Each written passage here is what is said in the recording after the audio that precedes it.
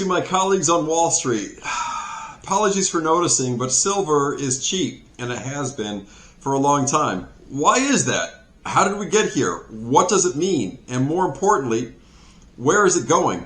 My analysis follows. Very soon, silver should be 31x to about $3,100 per ounce, and gold should 9x to about $46,667 per ounce. Let's examine why.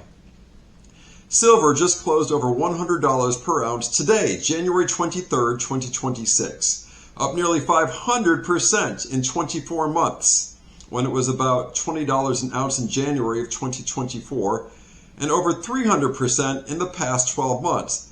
That's an even more impressive run than the liquidity trap that is Bitcoin, but that's another story for another day. Good evening and welcome to iBanker News Tonight. This is the first in a series of Wall Street news you can use. Please subscribe, like, and comment on how we can improve. This is not a recommendation to buy. You should thoroughly do your own research. This is my own opinion. And now, with the boilerplate out of the way, back to silver. $100 per ounce silver is indicative of major structural problems with the financial facade. This is why I keep hearing about universal basic income and great resets. Stocks are way too high, gold and silver are way too low, the red flags are everywhere. This is why fund managers are looking for any investment that will meet or exceed inflation. They always have, but the search is becoming ever more desperate.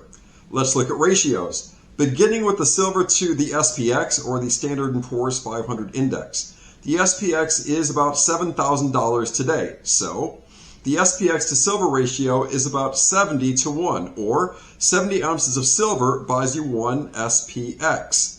The SPX on January 18th, 1980 was about $109.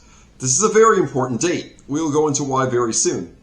Silver closed that day, January 18th, 1980, at $48.70 per ounce. It was its all-time high. It took nearly 40 plus years for it to return to that nominal amount. So in other words, on that day, 2.24 ounces of silver bought you 1 SPX. Let that sink in. The same ratio would impute a true silver value of $3,111 per ounce today. At the same 15 to 1 gold to silver ratio that was on January 18th, 1980, gold should therefore be at $46,667 per ounce relative to the SPX today. Let's dig in. For thousands of years, governments had minted coins. The most valuable ones were made of gold. The second most ones were silver. Silver has always been a denominator in ratio equations. The famous historic gold to silver ratio has been around since the ancient world. Think back to like Moses in ancient times in Egypt.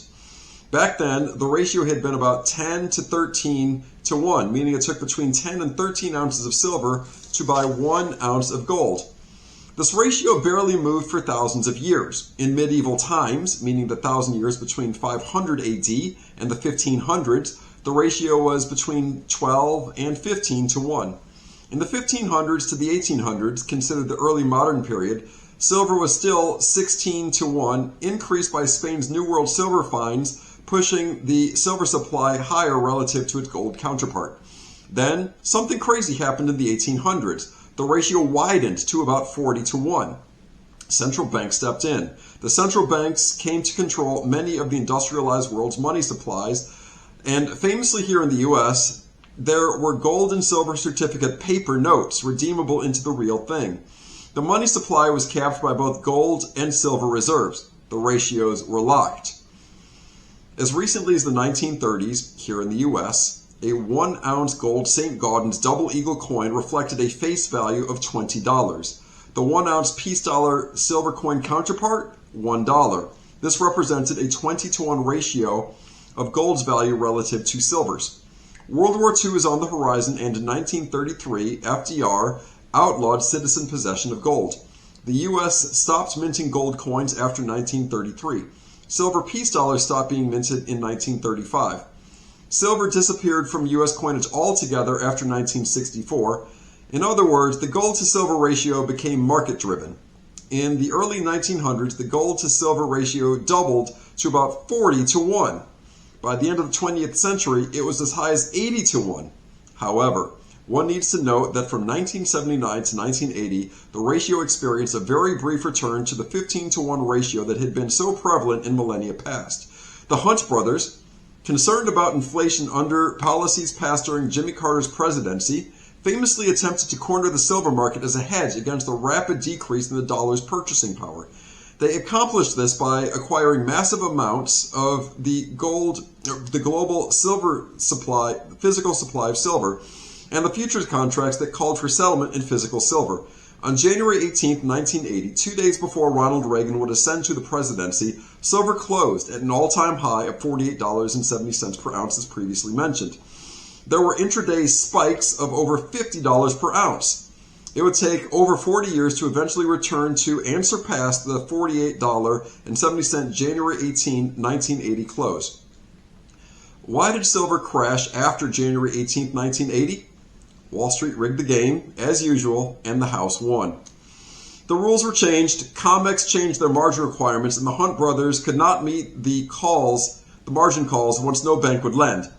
It came to a head on March 27, 1980. The Hunt brothers were forced to sell their silver supply. Silver prices plummeted over 50% in a single day, ultimately, infamously known as Silver Thursday. This sudden price drop threatened to collapse several well-connected commodity firms, banks, and investment firms. To prevent spread of the financial chaos, a bailout was syndicated by several banks who joined together to issue the Hunt brothers a $1.1 billion line of credit, proving that when somebody owes that much, it's the bank's problem, not your problem. Banks have a long memory, though, and the aftermath of the Hunt brothers story is bittersweet. In August of 1988, the Hunt brothers were ordered to pay $130 million in damages for conspiring to legally corner the silver market. A month later, 2 of the 3 brothers filed for bankruptcy in order to avoid posting a $225 million bond required to appeal. By December 1989, they reached a settlement with the Commodity Futures Trading Commission. Nelson Hunt died with no major fortune in 2014. His brother William, however, recovered the bulk of his fortune, and the Forbes magazine estimated his net worth to be at about $2.6 billion in 2019. He died in 2024 at 95. So what do we learn from this, and how can it help us today? To always look at ratios, which have been rumored to have been artificially suppressed by many of these firms, the very same ones acting against the Hunt brothers for the very better part of a century. Bonus points to whoever puts in the comments, who we all know are the largest trading desks manipulating silver prices downwards. They still attempt to do so today. Back to the ratios. How do they tell us, what do they tell us, and how can we use them? Gold today is trading at nearly $5,000 per ounce. Silver is at about $100 per ounce. That ratio is 50 to 1, still very high when compared to against historical norms. Assuming a moving historical average of approximately 15 to 1, this imputes a $330.33 per ounce silver price. If using the more conservative 20 to 1 gold to silver ratio in line with the U.S.'s 20th century corresponding coin mintage ratio, the imputed value of silver should be about $250 per ounce when compared against the price of gold today. Here is an even more interesting one, silver to the SPX, the Standard & Poor's 500 index. The SPX is about $7,000 today, so the SPX to silver ratio is about 70 to 1, or 70 ounces of silver buys you 1 SPX. You may wonder, what was the SPX to silver ratio at the peak of the Hunt brothers run on January 18, 1980, when the gold to silver ratio returned to the historic normal of 15 to 1? The SPX on January 18, 1980 was about $109. Silver closed that day at $48.70. In other words, 2.24 ounces of silver bought you 1 SPX. Let that sink in. The same ratio today would impute a true silver value of $3,111 per ounce. At the same 15 to 1 gold to silver ratio that was on January 18, 1980, gold today should be at $46,667 per ounce. Conclusion? Stocks are too high, gold and silver are way too low, the red flags are everywhere, and you should prepare accordingly. So if you would like more in-depth analysis like this, please subscribe, like, and write comments about what you would like to discuss next. Thank you for watching all the way to the end, and catch you on the next one.